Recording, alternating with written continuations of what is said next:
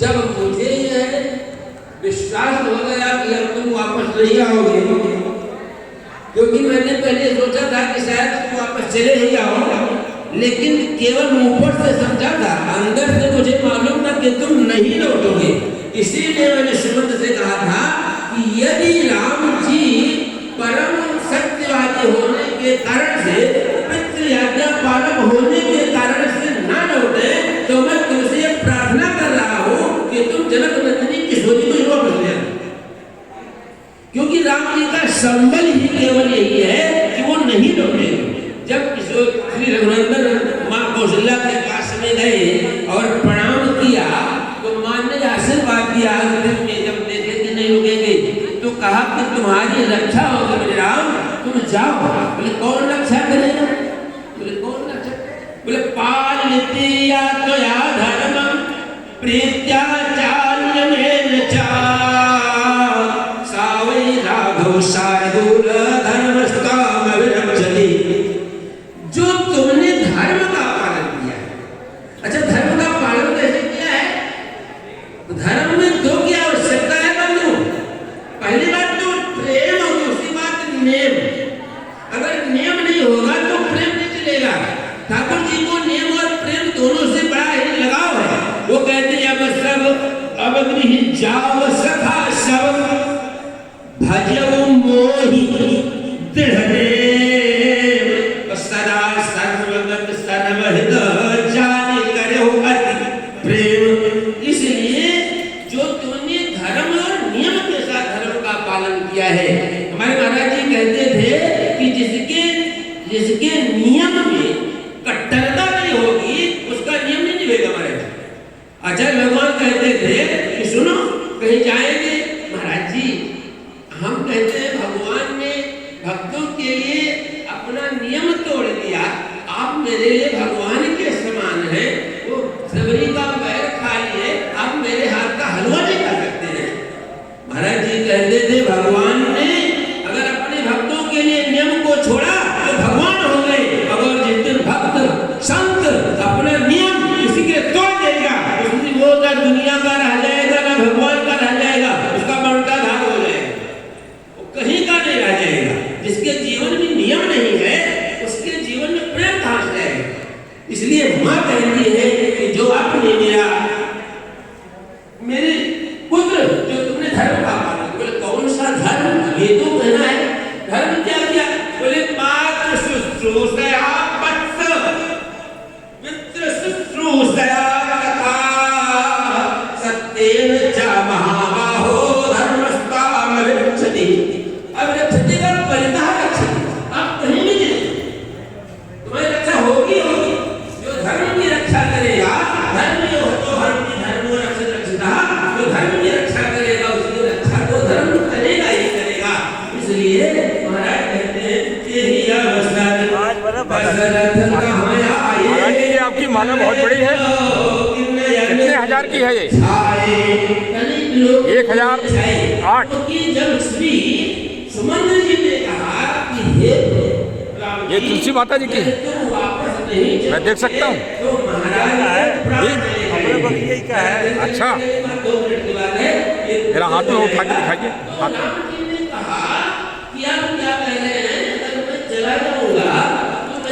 ये दशरथ महल जी के बड़े पुजारी जी हैं श्री द्वारकादास जी, और ये नित्य भगवान के सामने बैठकर माँ तुलसी जी की माला से जाप इसी तरह किया करते हैं।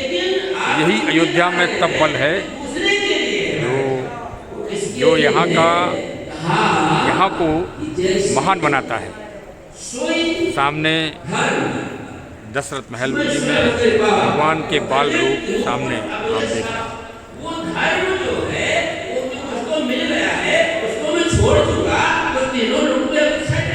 बाल रूप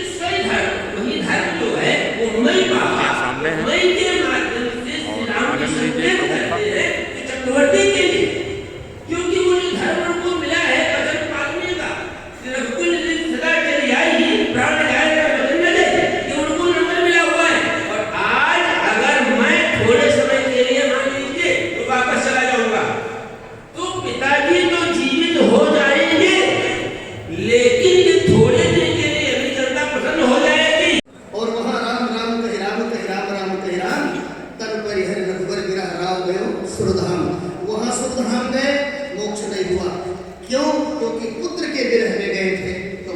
आज जा रहे हैं तो प्रभु का दर्शन करने जा रहे हैं, और प्रभु का दर्शन करके जब जाएंगे तब इनका पूर्ण रूप से मोक्ष हो जाएगा। इन्हीं शब्दों के साथ इस पितृ पक्ष के पावन वेला पर सबको नमन करते हुए, वंदन करते हुए ये जैसे सीखा आए। बहुत कथा का विषय नहीं है, समयाभाव भी है। केवल वाणी पवित्र करने के लिए श्री धनुधारी जी भगवान के श्री चरणों में अपनी वाक पुष्पांजलि अर्पण करने के लिए सभी यहाँ मनीषी आए हैं। मुझे तो प्रतीत होता है कि चक्रवर्ती दशरथ जी महाराज वहां क्यों आए। आने का औचित्य सभी विद्वानों ने अपनी अपनी बात रखी, बड़ी सुंदर तरीके से रखी,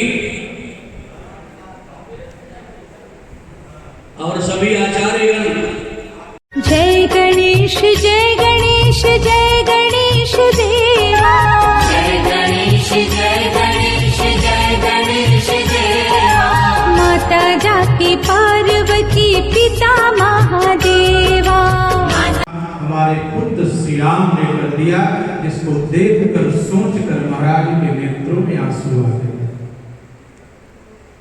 कि वास्तव में धर्म की सत्ता स्थापित हो गई। इतने क्लेश सहे राम जी ने, लेकिन फिर भी राम आप अपने धर्म से च्युत नहीं हुए। पत्नी हरण हो गया, पिता मरण हो गया, सब कुछ हुआ, लेकिन आप अपने धर्म से च्युत नहीं हुए। शास्त्री बहुत अच्छी बात कर रहे थे कि राम जी ने कहा कि किशोरी जी आपने अपना ससुर खो दिया, तो लक्ष्मण तुमने अपना पिता खो दिया। तो लक्ष्मण जी ने और किशोरी जी ने कहा आपने अपना पिता नहीं खोया, आपने भी तो कुछ खोया। तब राम जी ने कहा लक्ष्मण तुम्हारे रहते हुए मुझे पिता की कभी कभी पता ही नहीं चला। जब सुमंत जी लौट कर आए,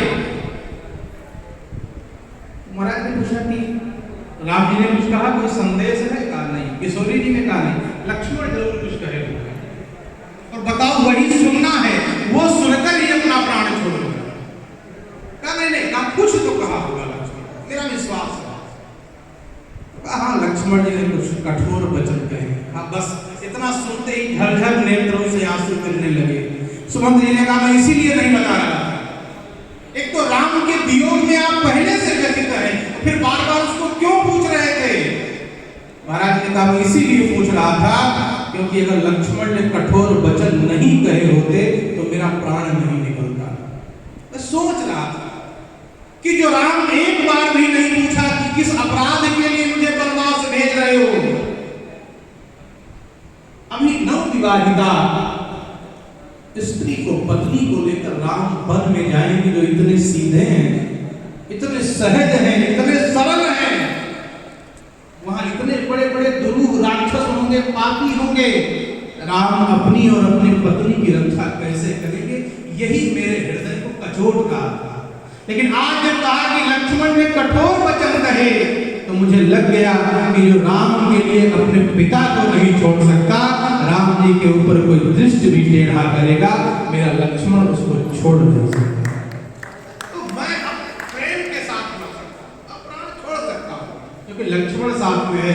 राम जी ने आज जब ये कहा कि तुमने अपना पिता छोड़ दिया, किशोरी से कहा आपने अपना ससुर छोड़ दिया, तो आज राम ने कहा कि मुझे लक्ष्मण तुम्हारी कभी कमी नहीं दिखाई पड़ती। आज लंका के रणांगन में आकर कई अवसर जब धर्म की स्थापना राम जी ने कर दी और अधर्म रूपी जो हमारी वृत्ति है, रावण एक केवल मानव नहीं है, रावण एक दानव नहीं है, रावण एक स्वरूप नहीं है, रावण एक वृत्ति का नाम है। और उस वृत्ति का विनाश जब तक नहीं होगा तब तक राम की स्थापना हृदय में हो ही नहीं सकती। आज उस रणांगन में महाराज ने इस बात की स्थापना कर दिया कि अब मैं कहीं भी जाऊं, चाहे सुरधाम जाऊं, वैकुंठ जाऊं, जो परमात्मा का पिता है उसके लिए सारे गेट खुले हैं। और एक संत से हमने सुना था कि महाराज इसलिए सुरधाम गए क्योंकि लंका महाराज दशरथ ही है। तो अच्युत गोत्र के जितने लोग मानो उनके पूर्वजों के रूप में हमारे भगवान राम महाराज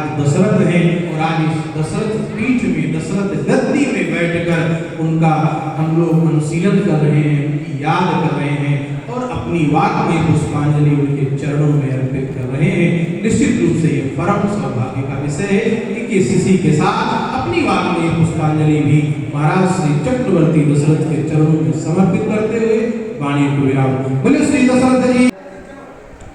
उपस्थित कृपा करके आए हुए परम पूज्य जगत गुरु श्री स्वामी राम दिनेशाचार्य जी महाराज, परम श्रद्धेय रसिक पीठाधीश्वर पूज्य श्री महाराज जी, आचार्य श्री बाल गोविंदाचार्य जी महाराज,